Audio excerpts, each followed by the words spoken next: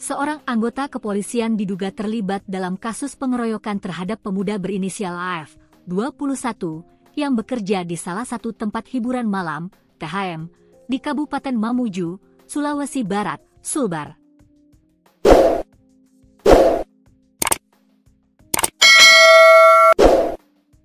Kasih Humas Polresta Mamuju Ibda Herman Basir mengatakan, oknum polisi tersebut berinisial Bribda TW, 21. TW diduga ikut menganiaya korban bersama dua rekannya di depan THM di Kelurahan Karema, Kecamatan Mamuju, pada Selasa, 7 Oktober 2025, dini hari. Benar, salah satu yang diduga terlibat adalah anggota Polri. Saat ini yang bersangkutan melarikan diri ketika hendak diamankan, kata Herman kepada wartawan, Rabu, 8 Oktober 2025. Menurut Herman, Bribda TW merupakan anggota Polsek Kalumpang yang sudah tidak masuk kantor sejak pekan lalu. Petugas sempat mendatangi rumah kos TW untuk mengamankannya, namun yang bersangkutan kabur sebelum ditangkap. Bribda TW kabur ketika personel Propam Polresta Mamuju mendatangi rumah kosnya dan hendak mengamankannya pada Selasa malam, jelas Herman.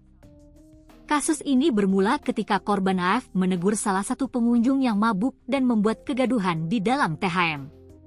Namun, teguran tersebut justru memicu amarah pengunjung itu. Tidak lama kemudian, korban dipanggil keluar dan dikeroyok oleh beberapa orang di depan lokasi hiburan malam.